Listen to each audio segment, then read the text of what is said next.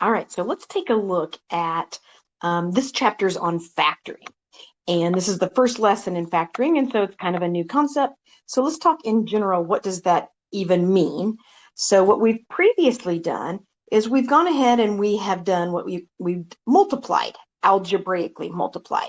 So we've done this thing where you've taken like this 3x and you have distributed it through the parentheses. And when you're distributing, you're actually multiplying those two things together. Polynomials is just a nice algebraic term for having several terms, algebraic terms. 3x times x becomes a 3x squared. But then we also take the 3x times the 5, and that gets us a 15x. This is called the product. That's what the result of a multiplication problem is the product. Now, this is broken down. The two things that you multiplied together to get that product are called the factors. Now, that's what we've already done. So you think of what's the opposite of multiplying. We usually think of, well, dividing is the opposite. But algebraically speaking, we have kind of another word that means the opposite of multiplying, and that's factoring. So factoring is really just undoing that distributive property of multiplication that you've done in the past. So here's how it's going to look now. They're going to give you the product, and they want you to break it down to the factors that would have multiplied to get you that product. All right, so that's what our goal is. The most basic type of factoring is to factor a greatest common factor out of a polynomial.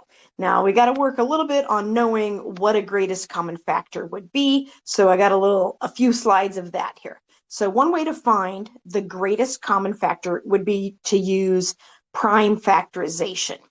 And let's just start with numbers to begin with. Let's say I have a number 36 and a number 90, and I'm wondering, what's the greatest common factor of those?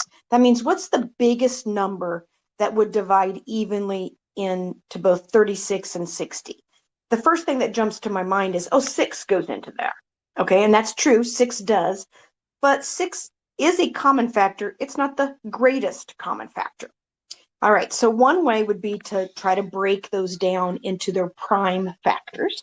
And 36, I guess I think of, that'd be 4 times 9. But 4 is really a 2 times 2.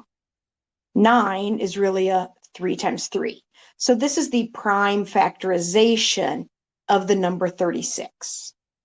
Now, before I even look at 60, I am going to talk about briefly, like, what if you didn't choose 4 times 9?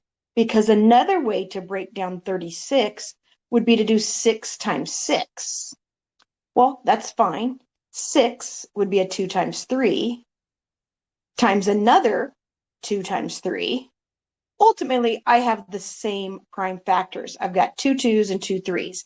That's really what I have right here as well. It doesn't matter how you break it down. When you get it down to the prime factors, you should have all the same stuff.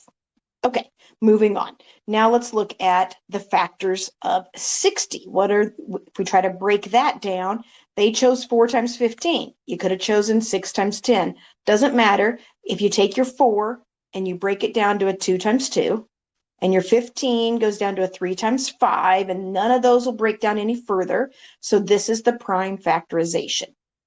To find your greatest common factor between two numbers, you look at what they have in common for their prime factors. So here we have a 2. All right, so they both have a 2, and so maybe what I'll do is I'll start circling. All right, so they have a 2 that would match up. They would have another 2 that would match up. They have a 3 that would match up. But after that, there's nothing else that they have in common. Those are the 3 and the 5 don't match. There's nothing else to go with. So they have a 2 and another 2 and a 3 for their prime factors. So that ends up being a 4 times a 3. So that's a 12. 12 is the greatest common factor. It is the largest number that will go into both 60 and into 36. So when we're factoring, we're going to be looking for what that greatest common factor is. If we have to go back and do this prime factorization to find it, then that's what we'll do. Hopefully, the numbers will be small enough we might be able to do that in our head.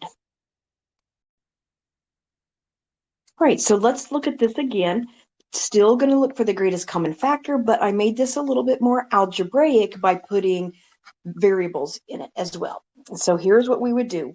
If I'm looking for the greatest common factor between all three of these terms, I'd have to come over here and I'd say, all right, here I go. 24 x to the sixth, y to the third. And I want to break it down to its prime factors.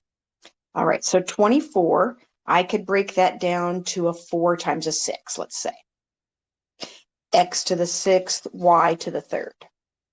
All right, let's go down even farther. The 4 could be broken down to a 2 times 2. Those are both prime. The 6 could be broken into a 2 times 3. Those are both prime. So I'm done there. And then let's talk about those variables. An x to the sixth is really just an x times another x times another one times another one times another one. Boy, wish I would have chosen a smaller number. Okay, the y to the third is really just a y times a y times a y. All right, that's the prime factorization. Let's try it with the next number, 12x to the third y. Okay, 12 could be written as 4 times 3, x to the third y. But even farther, the 4 could get broken down to a 2 times 2. And then the 3 is already prime. And then the x to the third could be x times x times x. And then there's a y. All right, last one, 18x squared y squared. I'm going to go with a 6 times 3. X squared y squared, which is going to break down further. 6 can be broken down to 2 times 3.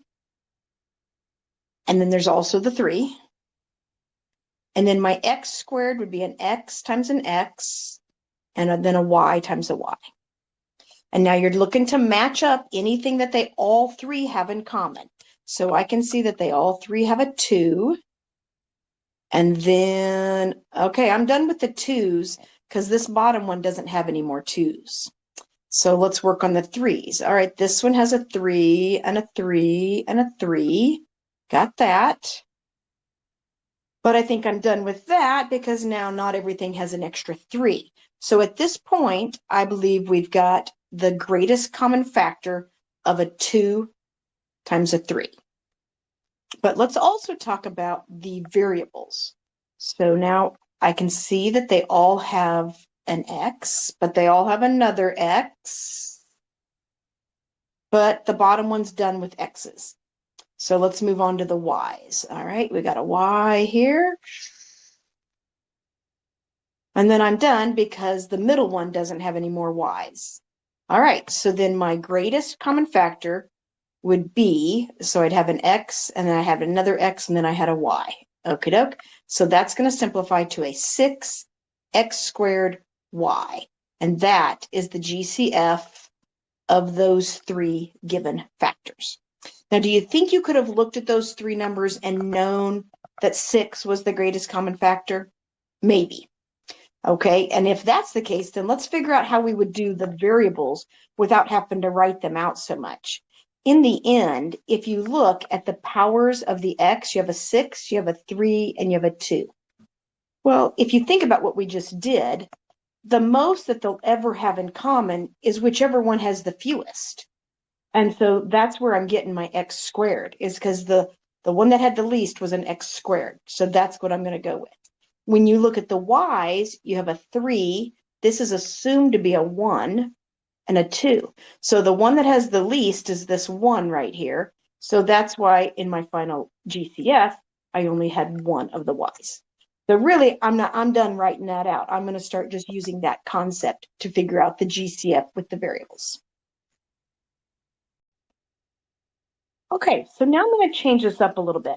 I'm going to take those three factors that we just did and look at this like it's actually a polynomial. So instead of putting commas and looking at them as three separate things, this is just a single polynomial, and each one of those is a term in this polynomial. Remember that the terms are separated by pluses and minuses, and a particular term is just a bunch of things maybe multiplied together. So I've got 1, 2, 3 terms here. Now, when I write it as a polynomial, what I'm looking to do, and this finally getting around to what our lesson is, we're trying to factor out whatever the GCF is and get these numbers to all get smaller. So I already know what the GCF is. It's a 6x squared y. We did that on the last slide. Okay, so if I'm going to factor it out, I'm going to take my polynomial and I am going to pull that GCF out of there, and then let's look and see what's left. Remember that factoring is undoing the multiplication, so it's sort of like dividing. So when I factor that 6x squared y out, what I'm doing is I am taking this term right here and I am dividing it by that. So 24 divided by 6 is just a 4. And then if you have an x to the 6 over an x squared, I kind of think of it like, well, I had 6 x's there, but I factored 2 of them out. So I've still got 4 sitting right here. So I would have an x to the 4th. I had 3 y's, but I pulled 1 of them out. So now I still have 2 of them sitting there. And now we do that with each term. So then it's a minus. And now I take my 12 and divide it by 6. That's 2. I had 3 x's. I pulled 2 out. There's still 1 sitting there.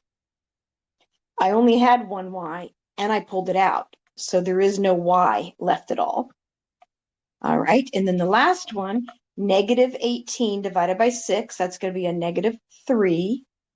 And then I have an x squared, but I pulled an x squared out, so I don't have any x's left. I had a y squared. I pulled 1 of them out. I still have 1 sitting there.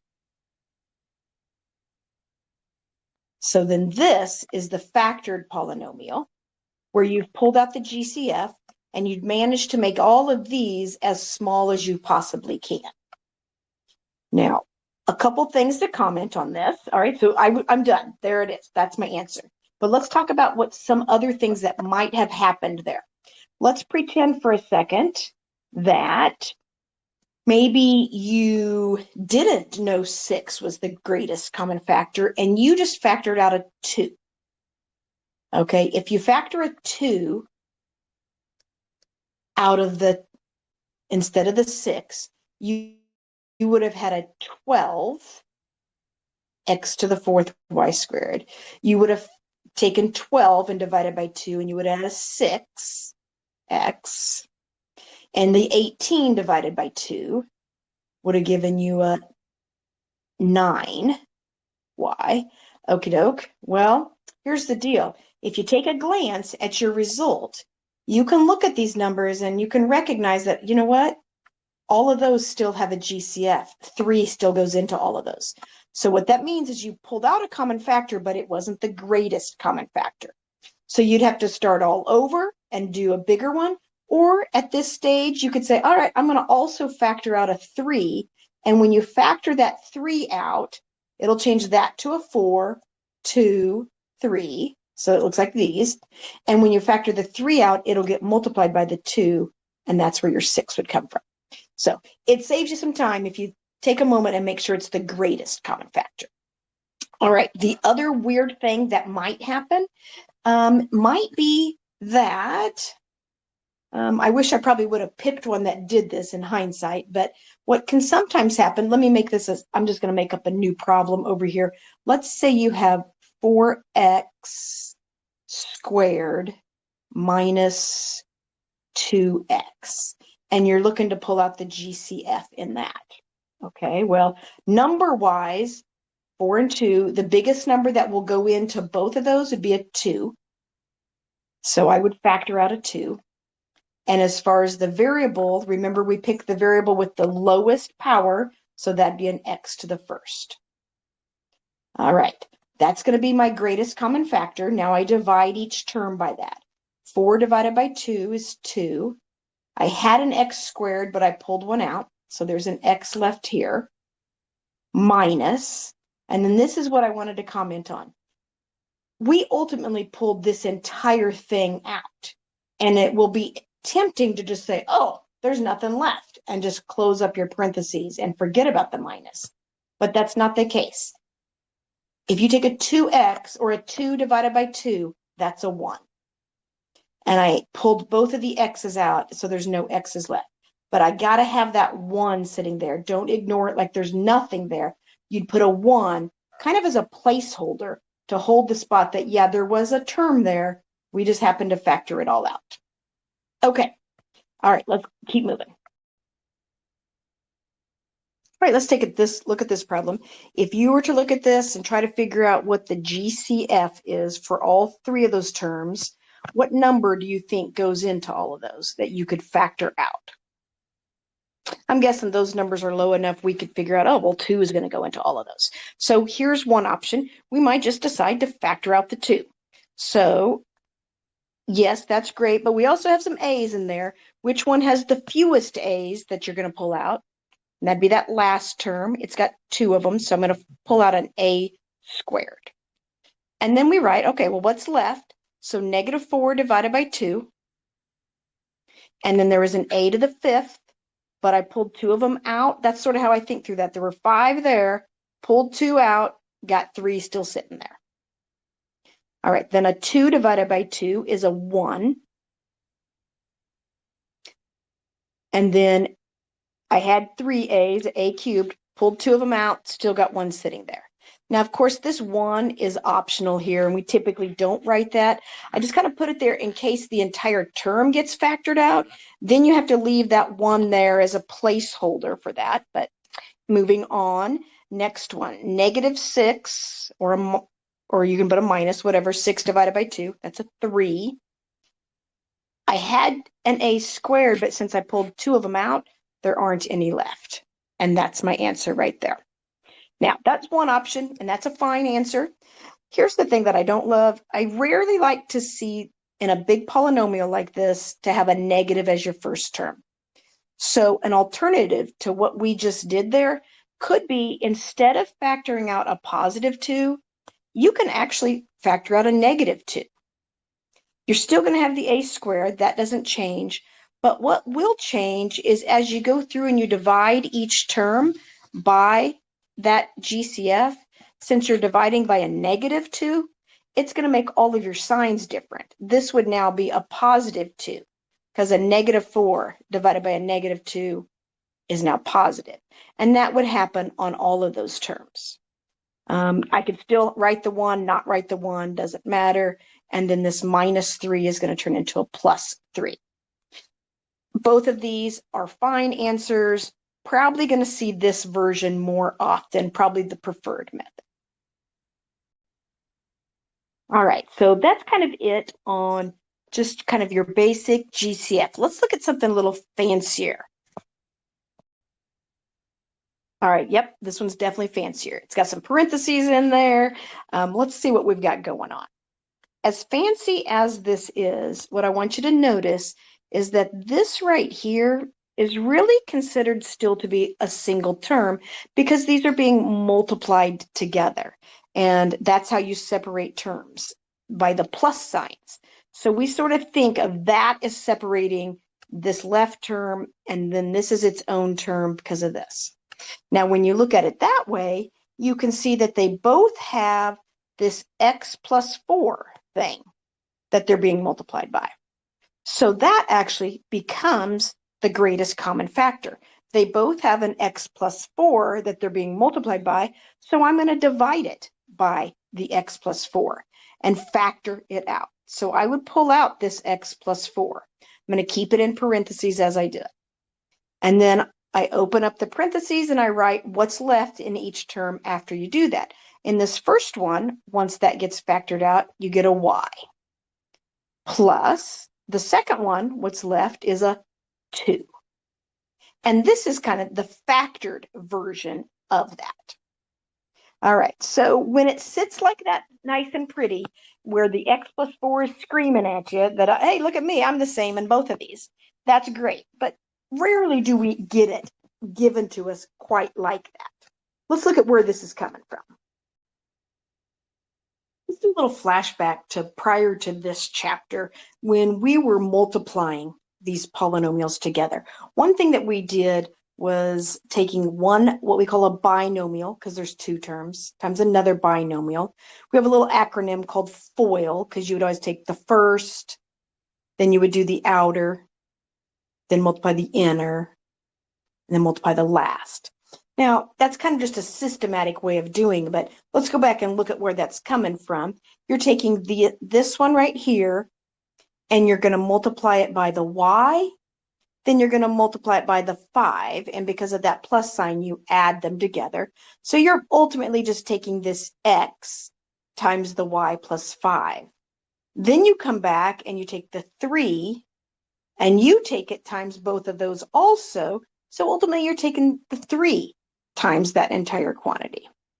And all of a sudden, you're looking at what that last problem sort of looked like, where you had a y plus 5 and a y plus 5 on both of these terms. Now, if you had this, you really weren't probably writing it like that. You were writing it like this. You were taking the x times the y, then you were taking the x times the 5, and then you did the inner, and then the last, and you had this. So here's the deal. This is what you're going to get. And it's your job to sort of backtrack it to get it back to this form. This is considered the factored form. This is what it looks like when it's all multiplied out. All right, so let's see if we could, we already see what the answer is going to be, but let's see if we could think through that process of backing it out of there. That's called factoring, when you're undoing the multiplication. So first thing I'm going to do is I'm going to look at this 4-term polynomial here, and we're doing this factor by grouping idea.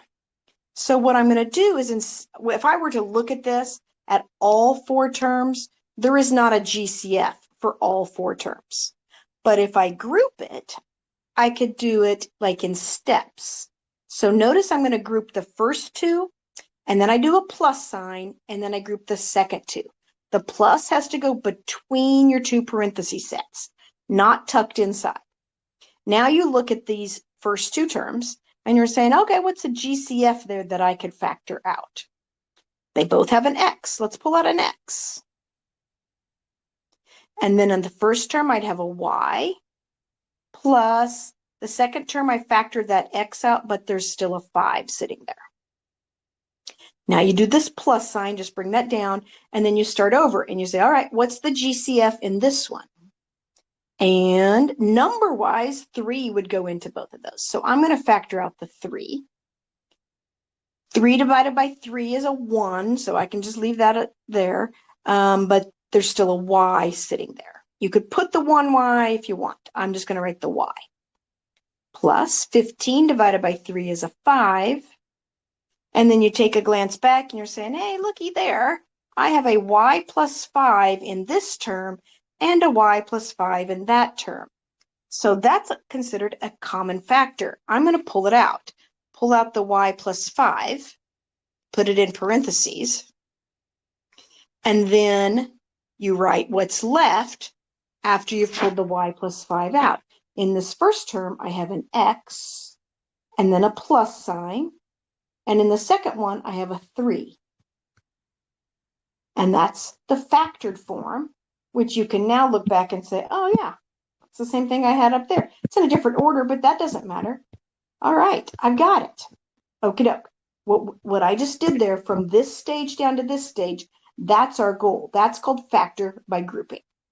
Now, different things can happen. So I have several examples, and you watch until you're comfortable, but I'll tell you that each example I do has a different quirky thing that might happen that you can do. All right, let's go look. All right, let's walk through this process where we don't already know the end result, what it's supposed to do. All right, so you get this kind of a polynomial. It will typically, well, like almost always, have 4 terms. All right, so what you want to do, it's called factor by grouping, is what we're doing here, because we're going to group these in pairs. So I'm going to take this 24 minus 3yz, and I'm just going to insert some parentheses here. I'm not really changing the problem, and then there's going to be a plus sign, and then I'm going to group the next 2. Notice I did not put the plus sign inside parentheses. It's separating these things. Haven't changed anything here. Just put it in the parentheses.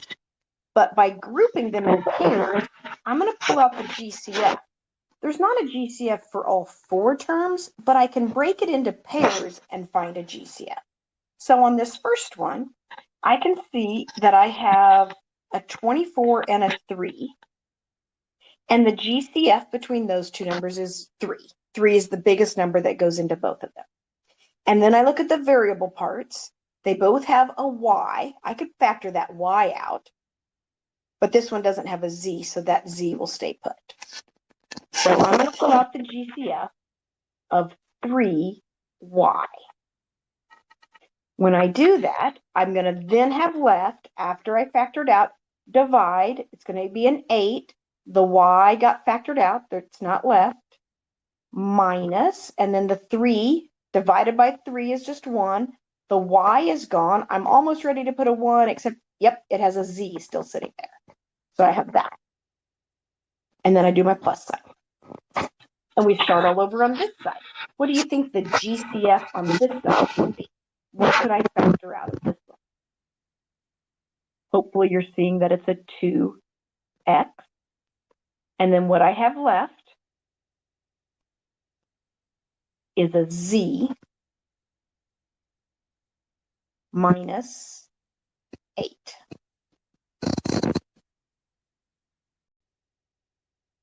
All right, now in a perfect world, these two would have matched exactly. And many times they will match exactly for you. Once you get these two to match, you'll say, oh, look, they both have that. I'm going to factor it out. So what I'm going to have to do is I'm going to do some tweaking here. I feel like this is close to this. It just happens to be the exact opposite. This is a positive 8. This is a negative 8. This is a negative z. This is a positive z. If it is exactly opposite, then what I can do is I can factor out not a positive 2x, but what if I would have factored out a negative 2x? Wouldn't that have forced those to change the signs? Yeah, it would have, because that happened earlier. So here's what I'm going to do. I'm going to tweak it. Instead of factoring out 2x, I'm going to factor out negative 2x. When I factor out the negative 2x, this first term is going to end up being that 2 divided by negative 2 is going to end up a negative 1 instead of just a 1. I'm not going to write the 1 this time. I'm going to just write negative z. And then right here, when I take my negative 16 and divide it by a negative 2, that's going to end up positive 8. So let's put a plus sign there. Now, they still don't look like they're exactly the same because the signs changed on them. And they're in a different order, but since the signs are the same, I could rearrange that if I wanted to and put them in the proper so that they match. Because a positive 8 and a negative z, positive 8, negative z. These are equivalent. I'm going to factor that out. Which way do you prefer to write it? I don't really care. I guess I don't like my first term to be negative. I'm going to put an 8 minus z. Because they both have ultimately an 8 minus z. Now, what is left after I factor that out? Well, in this first term, I still have a 3y.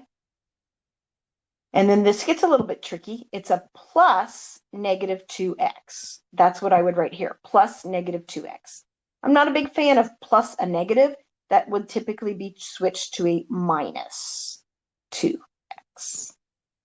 And this is the factorization of those 4-term polynomial. All right. It's a little bit tricky. Let's do a couple more examples. All right, so I have a couple more examples for us to go through here. Now, different things can happen, so I'm trying to show you some options. On that last one, I told you, perfect case scenario, they already match, but you might have to do some tweaking to make that happen. And so let's see what kind of tweaking is an option for us. Now, looking at this first one, here's my first red flag. What I don't love about this is that it has a minus sign right here. Remember on the last one, there was a plus sign in the middle. I need that to be a plus sign. The way this is written, I am currently subtracting 6vx and then adding 8uv. If I were just to go put my parentheses in here and keep that minus sign between the two parentheses like it's supposed to, what happens is I'm no longer just subtracting 6vx, I'm subtracting this entire quantity, and that minus sign would affect my 8uv. And by doing that, I've kind of changed the problem, and that's not allowable. I can't change the problem. So what I have to do, if there is a minus sign in the middle, I am going to have to tweak the original equation. And remember on that last problem where it was a plus a negative, and that was the same as a minus, and I prefer minus to a plus a negative. But here's a situation where, well, I guess I'm going to have to go back to the plus a negative, because what that's going to allow me to do is keep the middle a plus and sneak that parenthesis in there. The 6vx is negative, but I've managed to get a plus sign in the middle. All right, so by doing that, my next step then is going to be to go ahead and factor out the GCF in each part. So looking at this first one, it's a 3 and a 4. Those don't have GCF, so all I can really factor out is the y that they both have. And so then I'm going to have a 3x left, and then I'm going to have a minus 4u. Close up your parentheses, and there's my plus sign that I want. Now let's look at the next one. We have a -6 and a +8. This is like that problem earlier. Do you want to pull out the negative with it or not? Because I know a 2 would go into that. That's the greatest common factor is 2. But I don't really love having a negative as the front term. So I'm going to go ahead and pull out that -2. And variable-wise, looks like they both have a v. I could pull that out too. What will be left, -6 divided by -2 is a +3. The v factored out, but the x is left. Next one, 8 divided by -2. That's a -4. I can do plus a negative, but I like a negative or a minus sign.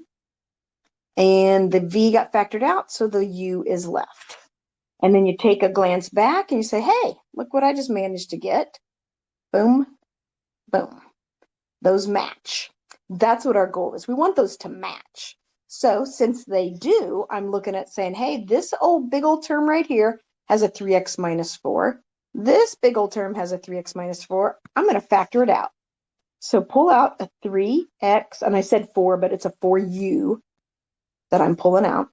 And then I write what's left after I factor it out. In the first term, I have that y sitting there. And the second term, I've got a plus -2v. That's the same as a minus 2v. And this is the factored form, then, of that original polynomial. All right, I've got one more.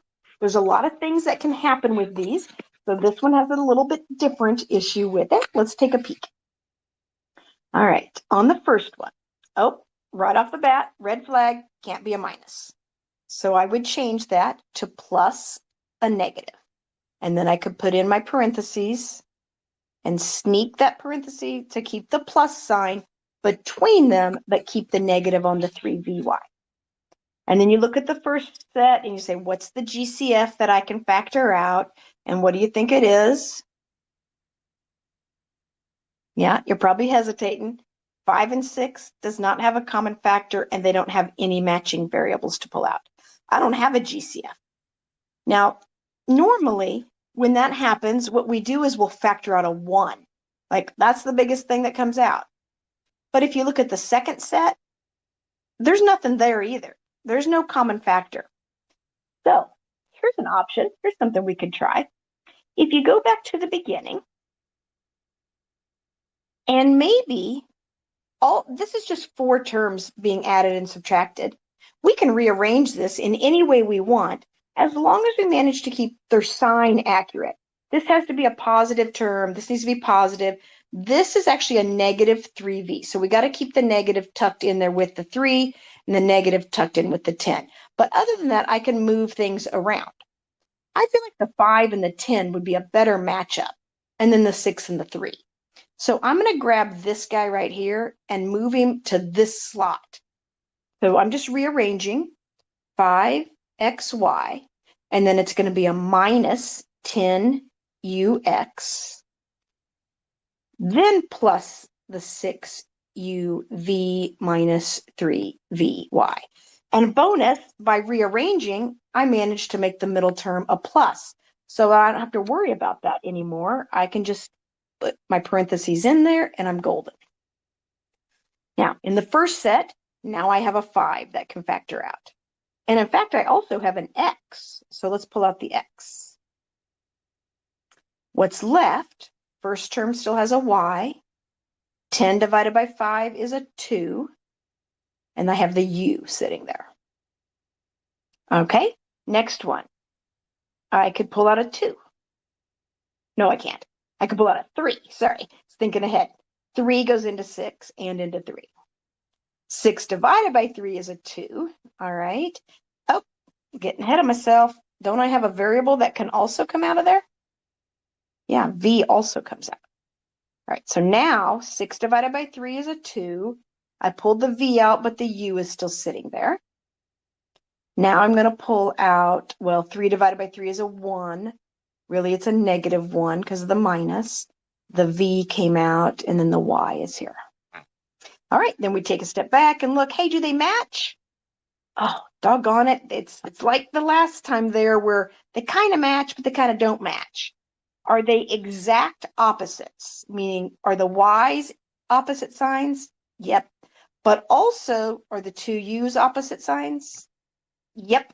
So if they're both opposite, what that means is that instead of pulling out the 3v, we needed to pull out a negative 3v. All right, that means then this is now a negative and this is now a positive.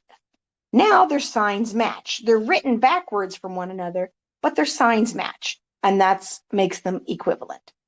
So then when I say they're equivalent, I'm going to pull it out. I'm going to write it as a y minus 2u. In this first term, I have a 5x still sitting there. In the second term, I have a plus a negative, which is a minus 3v. And that's my factored form. All right, there it is. Is it making sense? Hopefully. Maybe you have to go back and watch it a couple more times to make it make sense. Don't be afraid to do that. I won't judge. All right, I have one other thing I'd like to note on this, though. This whole idea of doing a plus a negative, like I did right there, that's kind of a tricky and an area for common mistakes. We could also, on this problem, have done our little trick of rearranging. Let me show you what I mean by that. Here's what I could have done differently. Notice the original problem. This minus 6vx was our problem. So what I did is I swapped those last two terms. I swapped these since this was a plus. So I put it in front. And then the minus was back here, and that doesn't matter. It's really just this sign. So when I did that, then I grouped, pulled out the y. This is what was left. And then I grouped and pulled out the 2v. And this is what was left. And I didn't have to worry about this whole plus and negative and being careful. Now, that being said, you might notice that the two terms left are, again, that situation where they don't quite match. So then I'd have to pull out a negative 2v, which would get them to match, and then I'd be back to here. So you can't hide from the negative entirely. You can just have some options of how to deal with it. You pick what works best for you. All right, hope this has been helpful.